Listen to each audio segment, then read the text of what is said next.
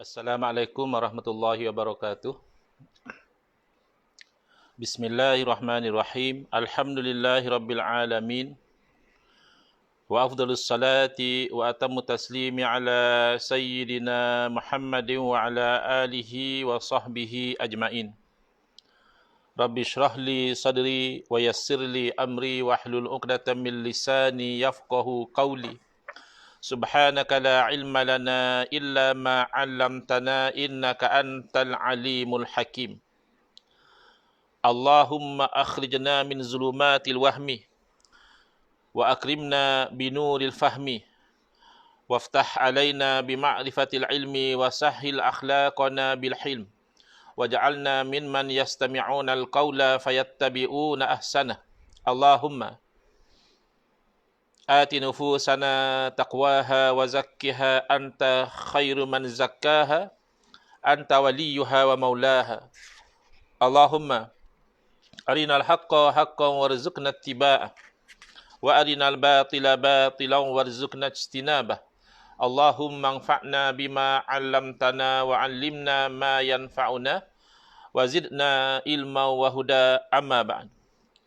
قال الشيخ المؤلف Al-Imam Tajuddin Abul Fadli Ahmad ibn Muhammad ibn Atta'illah As-Sakandari rahimahullah ta'ala wa nafa'na bihi wa bi'ulumihi fid daraini amin. Mislul qalbi kal mir'ati wa mithalun nafsi kan nafasi. Kullama tanaffastan nafasa alal mir'ati tasawwadat. Betul ke kita sampai ke situ ataupun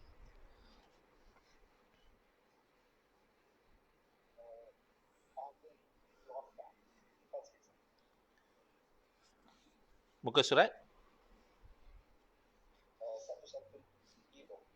Oh, dah buka 115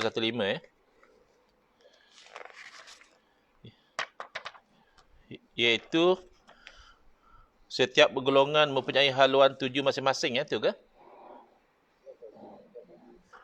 Betul ya, alul ghaflati ya. Baik. Qala asy-syekhul muallif al-imam Tajuddin Abul Fadli Ahmad ibn Muhammad ibn Atta'illah As-Sakandari rahimahullah ta'ala wa nafa'ana bihi wa bi'ulumihi fid daraini amin. Ahlul ghaflati idza asbahu yatafaqqaduna amwalahum wa ahluz zuhdi wal ibadati yatafaqqaduna ahwalahum wa ahlul ma'firati yatafaqqaduna ma'allahi azza wa jalla.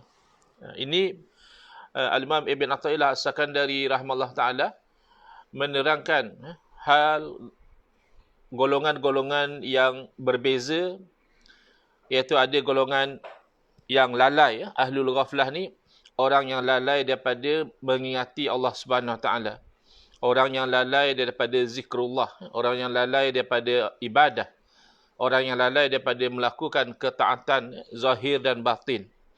Jadi macam mana hal keadaan mereka ni? Idza asbahu, berpagi-pagi hari mereka itu, yatafaqqaduna amwalahum. Asalnya faqada ni hilang. Ya. Macam kita sebut dalam pengajian fiqh, faqidu at-tahuraini. Ya, orang yang tak punya dua penyuci, ya, yang tak boleh berwuduk dan juga tidak boleh tayamum. Ya, faqidu at-tahuraini. Jadi faqada itu asal maknanya adalah hilang. Tapi tafaqqada ya tafaqqadu ni mencari-cari, seolah orang yang hilang sesuatu, maka dia mencari-cari. Jadi orang yang ahlul ghaflah, orang yang selalu lupa lalai daripada zikrullah, lupa lalai daripada tujuan dia hidup di dunia ini, lupa lalai bahawa Allah Taala berfirman, wa ma khalaqtul jinna wal insa illa liya'budun. Tidaklah aku ciptakan jin dan manusia ni kecuali tujuannya supaya mereka tu dapat menyembah, beribadah kepada aku. Dilalai. Maka pagi-pagi hari dia mencari-cari harta lah. First thing in the morning, apa yang ada dalam otak dia, tentang pekerjaan dia, tentang career dia, tentang perniagaan dia, kat mana dia nak cari duit. Ya. Kalau orang berniaga, macam mana dia nak maksimalkan untung dia, itu sahaja yang bermain dalam fikiran dia. Berbeza dengan ahli zuhdi wal ibadati, orang yang zuhud, yang mana mereka telah bersihkan hati mereka daripada penyakit cinta dunia. Dan mereka ini orang yang suka melakukan ibadah kepada Allah Ta'ala. Mereka ini mencari-cari ahwal mereka. Mereka cek, mereka semak hal mereka pada hari ini. Adakah telah melakukan zikir kepada Allah Ta'ala? Adakah telah bersyukur kepada Allah? Adakah berada dalam keadaan ridha dan sabar misalnya? Adakah dalam keadaan bertawakal kepada Allah Ta'ala? Ahwal, ya. Hal-hal keadaan mereka itu mereka cek. Bezakan kalau ahli ghaflah, mana nak fikir tentang syukur, mana nak fikir tentang ridha, mana tak nak fikir tentang qanaah, mana nak berfikir tentang tawakal. Dia hanya fikir tentang urusan cari makan. Jadi itu beza antara orang yang ahlul ghaflah dengan ahlul zuhdi wal ibadah. Sementara ada yang lebih pada itu, iaitulah mungkin kita kata para nabi, para awliyaullah salihin, iaitu ahlul ma'rifah. Orang yang ahli ma'rifah, ya, yang betul-betul ahli ma'rifah lah. Bukan yang hanya mengaku-ngaku konon ilmu ma'rifat, tapi las-las tak nak solat. Ilmu ma'rifat, las-las boleh buat maksiat. Bukan, ini memang betul-betul ahlul ma'rifah. Bila dia kenal Allah Ta'ala, maka dia lebih rajin beribadah. Sebagaimana Nabi SAW yang paling tinggi di kalangan ahlul ma'rifah adalah Rasulullah SAW. Jadi Nabi SAW bukan sahaja sentiasa solat fardu, dan solat fardu baginda boleh katakan sentiasa baginda itu berjamaah. Bahkan solat sunat yang baginda lakukan pun sampai bengkak kaki baginda SAW, sehingga merasa hairan isteri baginda Sayyidatuna Aisyah radhiyallahu anha, kenapalah Nabi SAW sembahyang sampai bengkak kaki, sedangkan Allah Ta'ala telah mengampunkan baginda segala-galanya. Kita tahu Nabi SAW insan yang maksum. Kenapa beria-ria sangat solat macam itu? Bila ditanya oleh Sayyidatuna Aisyah tentang perkara itu, Nabi SAW menjawab, afala akunu abdan syakura.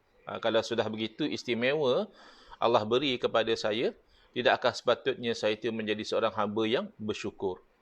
Itu ahli makrifah yang sebenar.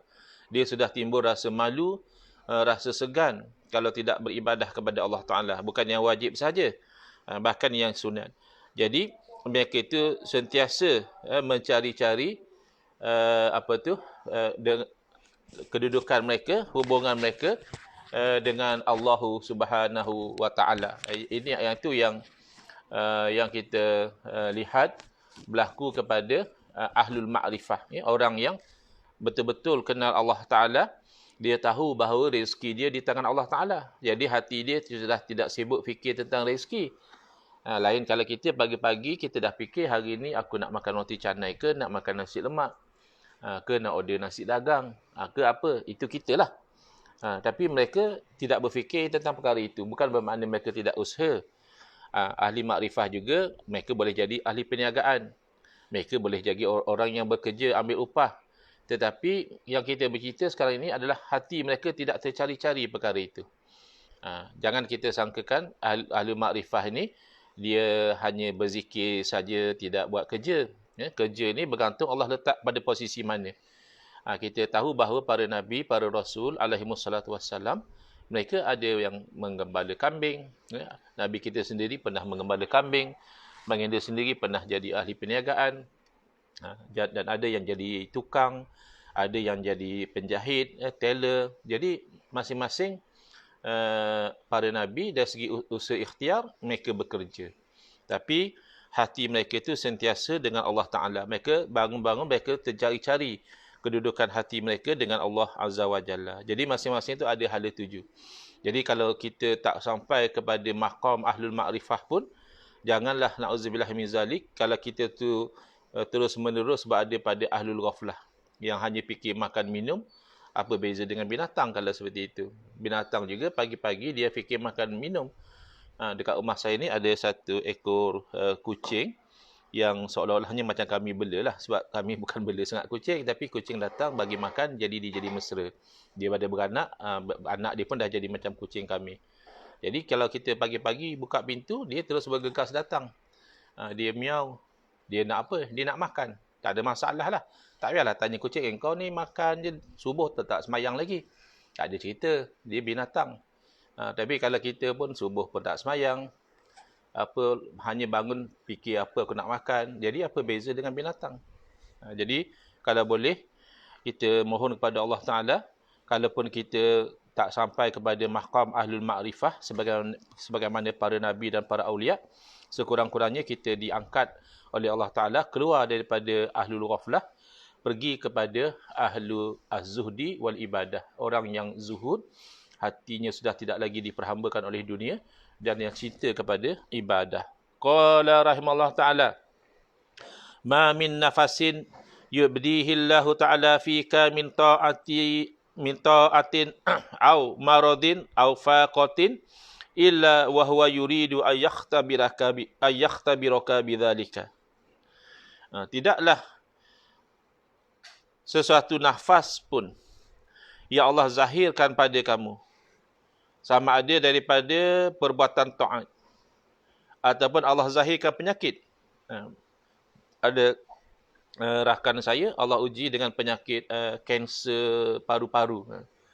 Jadi walaupun asalnya kanser paru-paru, kemudian dia cerita sudah kena tebuk 4 kali untuk keluarkan air daripada paru-paru. Kemudian dia pun tak boleh sangat di khalayak ramai, dia kata, sebab sel darah putih dia rendah. Jadi risiko macam mana mungkin untuk melawan penyakit itu kurang, ya. Jadi ini adalah yang Allah zahirkan, penyakit ataupun faqatin ataupun kesusahan, ya. Ada masanya manusia itu mengalami keadaan yang sempit, ya. Dia nak beli makanan pun duit tak apa cukup, ya. Nak beli susu anak pun duit tak cukup, nak beli barang-barang keperluan pun tak cukup, nak bayar sewa rumah pun tak cukup misalnya. Ini semua Allah zahirkan. Apa tujuan ni? Tidak lain melainkan Allah ingin menguji kamu dengan perkara-perkara itu. Jadi kita mungkin boleh faham seseorang itu diuji dengan penyakit. Kalau dia sabar, kalau dia redha dengan penyakit itu, maka Allah akan naikkan, ya, darajahnya. Misalnya kita lihat dalam hadis yang lain, Allah Ta'ala, ini hadis qudsi, ya, Nabi SAW menceritakan firman Allah. Allah berfirman kepada hamba-Nya, ya bani Adam, maridtu falam tazurni. Wahai anak Adam, aku telah jatuh sakit, tapi engkau tidak datang pun ziarah kepada aku. Jadi heran anak Adam ini, macam mana pula ziarah Tuhan sekian alam? Lalu Allah Ta'ala menerangkan, maksud daripada maridtu, aku telah jatuh sakit, adalah maridha abdi fulan. Telah jatuh sakit hamba aku si fulan, tapi kamu tak pergi ziarah dia. Kalau kamu ziarah dia, nescaya kamu akan dapati aku berada di sisinya. Tak bolehlah kita fahami hadis tadi dengan makna zahir, makna Allah pula bertempat di rumah sakit, Allah bertempat di hospital, Allah bertempat di rumah orang yang jatuh sakit sebab Allah berada di sisinya. Bukan. Apa maksud Allah berada di sisinya? Allah sangat hampir dengannya dengan rahmatnya. Jadi orang sakit, bila dia sabar, dia redha, dia jadikan kesakitan itu sebagai peluang untuk dia muhasabah diri dia selama ini, maka pada ketika itu dia akan mendapat rahmat Allah. Kita barangkali pernah jumpa orang yang berubah, orang yang dulunya toksik, orang yang dulunya negatif, orang yang dulunya ahli maksiat, orang yang dulunya berfahaman dengan fahaman-fahaman yang sesat, tapi berubah dia selepas dia diuji dengan penyakit. Dia jadi orang taat, dia jadi orang yang berpegang dengan sunnah Nabi SAW, dia jadi orang yang positif dengan sebab penyakit yang menimpa diri dia. Jadi sebab itu kita boleh faham, ya, kalau penyakit ini merupakan satu ujian daripada Allah Ta'ala. Kesempitan juga adalah satu ujian daripada Allah Ta'ala. Tetapi mungkin kita tidak perasan bahawa bila kita boleh buat ibadah, kita selalu bangun tahajud, kita rajin bersedekah, kita selalu berzikir, itu pun satu ujian. Kerana untuk menguji kita, kerana ini adalah nikmat.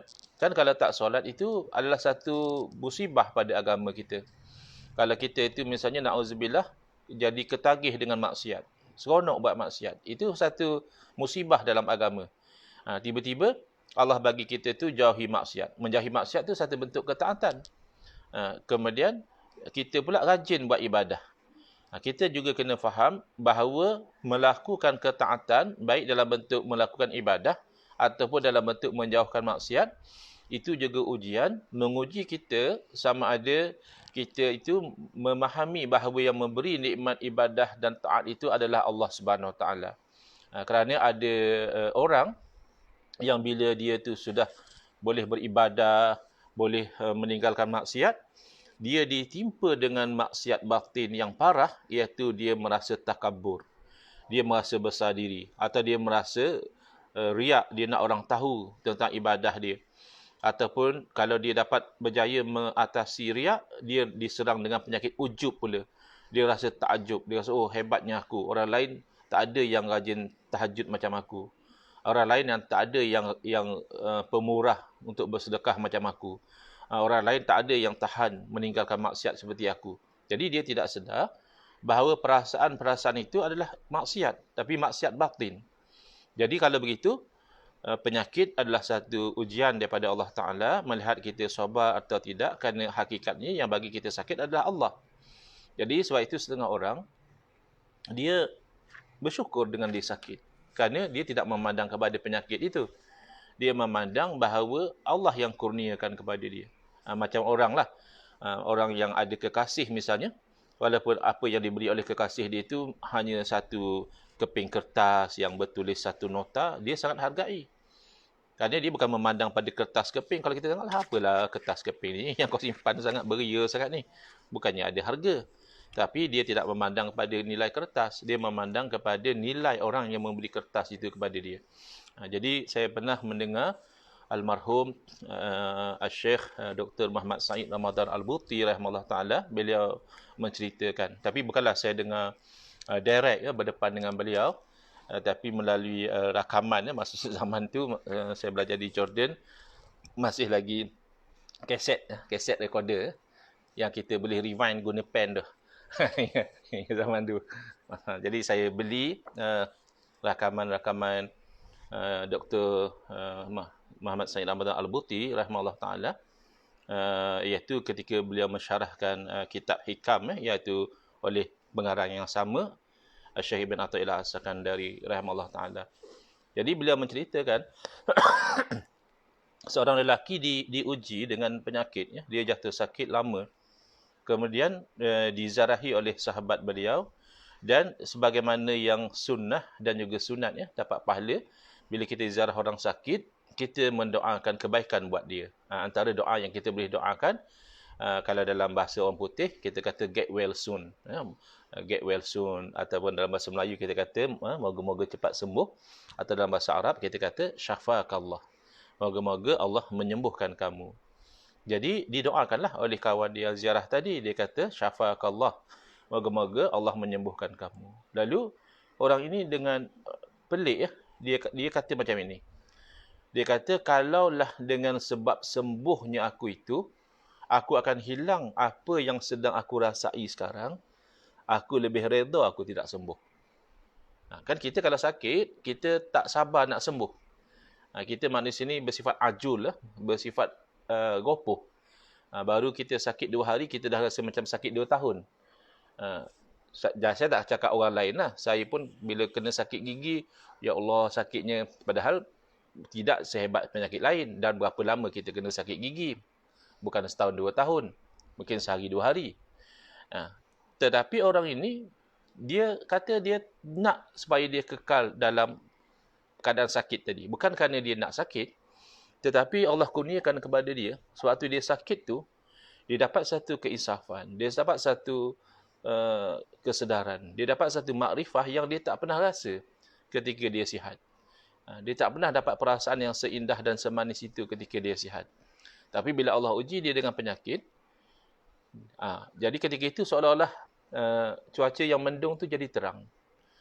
Jadi kalau dengan sihat jadi mendung balik, dia tak mau. Maknanya dia nak ceritanya betapa dalam ujian yang Allah beri itu ada kurniaan yang besar yang tidak boleh dinilai dan tidak boleh diganti. Qala rahimahullah ta'ala, man talabad dunya bi tariqil akhirati kana kaman akhadha mil'aqata yaqutin yaghrifu bihal azirata afama yu'addu hadha ahmaq. Ini satu peringatan lah kepada ustaz-ustaz, kepada ulama-ulama, kepada kiai-kiai, kepada maulana-maulana, supaya jangan sampai menjadi bodoh dalam keadaan berilmu. Macam mana tu? Dia kata, Al-Imam Ibn Athaillah As-Sakandari rahimahullah ta'ala, sesiapa yang mencari dunia tapi dengan jalan akhirat. Dia kalau cari dunia semata-mata pun sebenarnya bukan cari dunia dengan arti kata berusaha cari rezeki, itu dituntut, itu tidak masalah. Tapi maknanya dengan penuh perasaan, dengan penuh jiwa raga nak kejar dunia. Padahal dunia ni sesuatu yang pasti hilang. Kalau kita mahu pause sejenak kegopohan kita dalam mengejar dunia, nak tak nak kita akan akui bahawa dunia ni sesuatu yang bila kita kejar dia, belum tentu kita dapat. Itu confirm ya.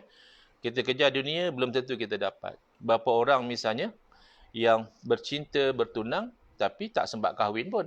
Kan kita pernah baca orang tu dekat-dekat nak hari tarikh kahwin dia meninggal. Ya.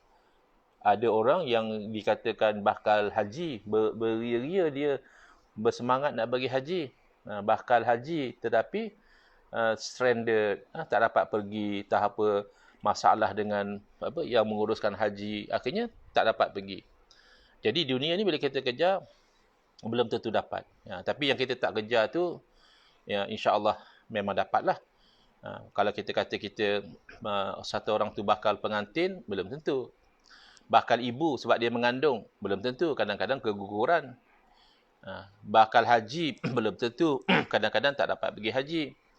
Tapi yang satu tu yang kita tak kejar, itu dapat, iaitu bakal jenazah. Tapi tak adalah orang nak cakap macam itu. Orang boleh berucap ya. Kalau dalam kursus kahwin misalnya, mungkin yang bagi kursus cakap bakal pengantin, orang tak marah. Ataupun dalam kursus haji, ya, yang bagi kursus haji cakap bakal haji, orang tak marah. Tapi bayangkanlah kalau ustaz berceramah bakal jenazah semua, tu kurang senang hati aku jemput ustaz ni. Ya, dia pula panggil bakal jenazah. Last lah jemput ustaz ni. Lepas ni jangan jemput lah, buat susah hati kita je, bakal jenazah pula. Tapi itu confirm. Itu kita tak kejar. Tapi memang setiap daripada kita adalah bakal jenazah. Jadi dunia kalau kejar belum pasti dapat. Kalau dapat belum pasti bermanfaat. Berapa ramai orang yang kejar dunia, bila dia dapat dia menyesal. Kalau aku tahu macam ni, aku tak sibuk lah nak kejar benda ni. Ada orang kejar jawatan, dengan jawatan dia tu dia jatuh. Ada orang kejar duit, dengan duit dia jadi menderita. Ada orang kejar pasangan hidup, rupanya pasangan hidup tu yang membawa bencana dalam hidup dia. Jadi dahlah kita kejar belum tentu dapat. Kita dapat belum tentu bawa manfaat. Dan kalaupun bawa manfaat, pasti akan sampai detik dan ketika kita akan meninggalkan dia. Atau dia meninggalkan kita. Sebab itu dikatakan, kam min firaqin bila liqa, walakin la liqa'a bila firaq. Betapa banyak berlakunya perpisahan yang tidak pernah didahului oleh perjumpaan. Maknanya, misalnya ada orang kita dengar mati, kita tak nak jumpa dia pun. Kita ada orang yang duduk di kampung kita, dia dah keluar ke negara kita, sebelum ni kita hanya dengar je, tak pernah jumpa dia pun. Tapi belum pernah jumpa pun dah berpisah dah, dia dah pindah ke tempat lain. Tapi la liqa'a bila firaq. Tidak akan ada pertemuan yang tidak disusuli oleh perpisahan. So kalau kita ada orang-orang yang kita sayangi, sebenarnya kita hanya membilang hari-hari untuk kita berpisah dengan dia. Sama ada berpisah secara hidup, macam suami isteri bercerai misalnya, atau akhirnya berpisah mati. Salah seorang meninggal dunia atau kedua-duanya meninggal dunia. Itu nature dunia. Lalu orang kejar dunia macam tu dengan dunia. Dia cari harta, dia berniaga, dia masuk politik, dia masuk bisnes. Itu masih okey. Bukanlah okey sangat, tak okey juga. Tapi masih okey berbanding orang tu dia kejar dunia tapi gunakan alat akhirat. Dia gunakan ilmu agama dia untuk dapatkan pangkat. Dia gunakan kepetahan dia berceramah untuk dapat peminat misalnya. Jadi orang macam ini adalah, kata Imam Ibn Athaillah As-Sakandari rahimahullah ta'ala, seumpama orang yang mengambil sudu yang begitu mewah. Ya. Kalau sudu kita biasalah, sudu stainless steel tu. Tapi ini sudu yang dibuat daripada permata yakut. Lalu dia guna sudu tu untuk mencedok najis. Misalnya dia bela kucing, Kan tempat kandang kucing itu kan ada najis. So, najis satu kumpul tu dia ada penyeduk dia dibuat daripada plastik. Okeylah orang ceduk najis kucing tu dengan plastik yang penyeduk plastik yang disediakan tu. Tapi ini sudu yang mewah dibuat daripada permata yakut. Barangkali kita bayangkan akan ceduk makanan-makanan yang enak di hotel mewah atau di istana, barulah kena sebab ini benda mahal. Tiba-tiba dia ambil sudu yang buat pada batu yakut tadi, dia pergi ceduk tai kucing. Jadi afama yu'addu hadha ahmaq. Tidakkah orang ni dianggap orang yang bodoh? Ini gambaran saja. Tak barangkali tak berlakulah orang yang ambil sudu. Jangankan kata sudu buat pada permata yakut, sudu biasa stainless steel tu pun kita tak mahu guna buat ceduk tai kucing. Kita carilah benda lain. Paling-paling pun tak ada penyeduk tu pun penyeduk sampah lah boleh tahan lagi. Tapi ini sebagai contoh betapa buruknya na'udzubillah min zalik kalau orang tu menggunakan peralatan akhirat tapi tujuannya mengejar dunia. Sangat buruk. Yang kejar dunia dengan peralatan dunia pun sudah buruk. Apatah lagi yang kejar dunia dengan peralatan akhirat. Moga-moga Allah Ta'ala memelihara kita semua daripada golongan orang yang mengejar dunia, baik dengan peralatan dunia maupun dengan peralatan akhirat. Kita tak mahu. Kita nak Allah jadikan kita orang yang mengejar ridha Allah. Dunia milik Allah. Allah beri, alhamdulillah. Allah tak beri pun, yang penting adalah mardatillah. Qala rahimahullah ta'ala, la ta'taqid anna an-nasa fatahumul ilmu, bal fatahumut taufiqu aksara minal ilmi. Ini yang orang kata, setengah orang tu, dia bukan perlu dalil. Bila kita berdakwah kepada dia, bila kita berhujah kepada dia, bila kita bawakan dalil, bila kita bawakan kalam ulama, dia macam dia juga. Dia tetap berdegil. Bahkan mungkin kita pula yang diperli, kita pula yang diherdik, kita pula dengan dilabelkan dengan pelbagai label-label yang hina. Maka setengah orang saya baca dalam komen mereka kata, Ustaz, sebenarnya orang ni tak perlu dalil. Dia hanya perlu hidayah. Ini kalam yang beberapa kalilah saya jumpa dalam ruangan-ruangan komen di social media. Orang yang cakap, Ustaz, sebenarnya dia ni tak perlu dalil pun. Dia ni tak perlu hujah. Dia hanya perlu hidayah. Inilah maksud kalam Al-Imam Ibn Athaillah As-Sakandari rahimahullah ta'ala di sini. Jangan kamu menyangkakan bahawa manusia itu mereka terluput dari ilmu. Jangan sangka dia jadi macam tu sebab dia tak ada ilmu. Bukan. Bahkan, dia luput daripada taufik lebih ramai daripada yang luput daripada ilmu. Maknanya, ada orang Allah kurniakan ilmu tapi tidak dapat taufik. Dia tidak beramal dengan ilmu dia. Ilmu dia yang Allah kurnia itu tidak menjadi sebab dia mendapat ridha daripada Allah Ta'ala. Sebaliknya, dia akan menjadi hujjatun alaihi. Na'udzubillah min zalik. Ilmu akan menjadi hujjah yang mendakwa dia dari akhirat. Dia sepatutnya, kalau kita dah Allah kurniakan ilmu agama, moga-moga ilmu agama kita tu menjadi hujjatun lana. Menjadi hujjah bagi kita. Tetapi, kalau tidak ada taufik daripada Allah Ta'ala, maka ilmu itu nanti yang akan mendakwa kita dari akhirat. Dia ni, hukum dia. Sebab dia ni dah tahu, tapi dia masih langgar apa yang dia tahu. Jadi, dalam Al-Quran pun ada Allah Ta'ala berfirman, kabura maktan indallahi antaqulu ma la taf'alun. Besar kemurkaan di sisi Allah, bahawa kamu itu bercakap apa yang kamu sendiri pun tak buat. Kamu suruh orang buat baik, kamu sendiri pun tidak buat baik. Jadi, itu kita sangat bimbang kalau Allah murka kepada kita. Moga-moga kalau ada kita itu tak mampu mengamalkan ilmu kita, moga-moga Allah maafkan. Rabbana la tu'akhidna Rabbana la, dalam surah Ali Imran, akhidna bima akhtana, dengan apa yang kami itu tersalah. Moga-moga Allah tidak hukum kita. Kita tak mahu termasuk di kalangan orang yang disebut dalam matan Zubair ibn Raslan, fa'alimun bi ilmihi lam ya'malan mu'azzabun min qabli ubadil wasan. Orang yang dengan ilmu tidak beramal ia akan diazab terdahulu daripada penyembah berhala. Jadi kata para ulama yang dimaksudkan itu adalah orang-orang seperti orang-orang ahlul kitab, ada ilmu tentang kebenaran Nabi Muhammad SAW, tetapi tidak mengamalkan ilmu yang dia tahu itu, dia masih lagi kufur dengan Nabi sallallahu alaihi wasallam. Itu sebab itu dia diazab lebih dahulu daripada penyembah berhala. Tapi apapun, paling-paling tidak al-ilmu bila amalin kasyajari bila samarin. Ilmu tanpa amal diumpamakan seperti pohon yang tidak ada buah. InsyaAllah hikmah yang terakhir kita baca pada hari ini, jam sudah 6.20 dan kita sekarang ni maghrib awal sebelum pukul 7 sudah masuk maghrib. Jadi kita padakan dengan hikmah yang terakhir ini.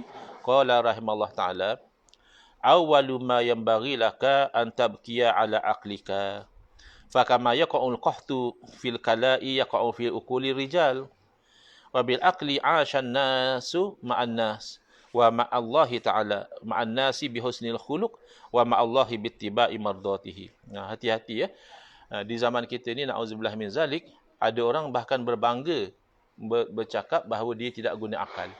Kononnya kata dia, saya ni hanya pegang Quran dan sunnah, saya tak guna akal.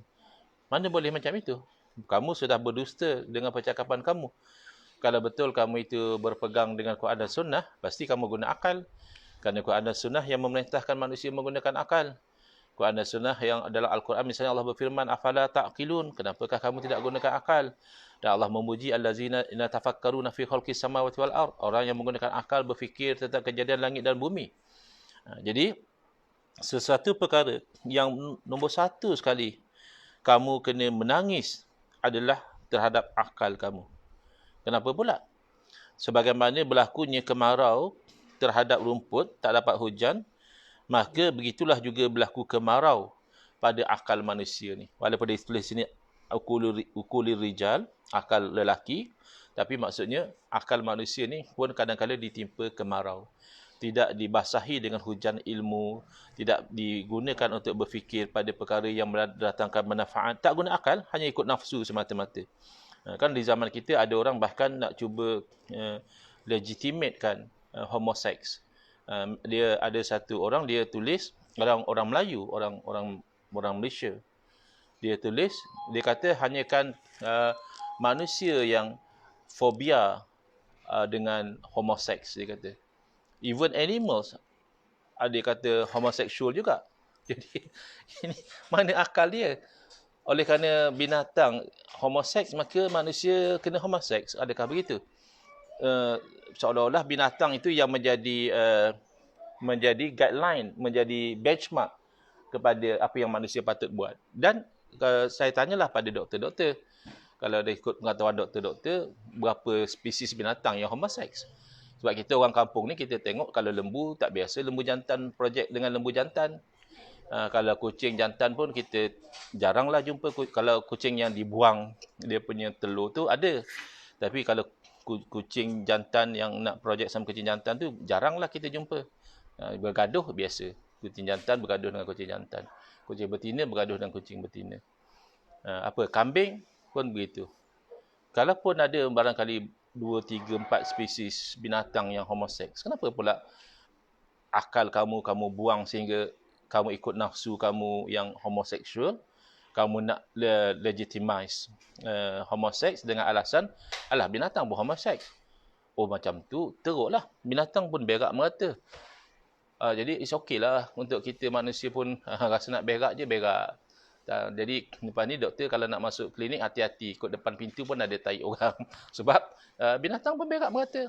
Tapi binatang pun macam kucing, kalau yang well trained, toilet trained kucing, dia ada tempat berak dia.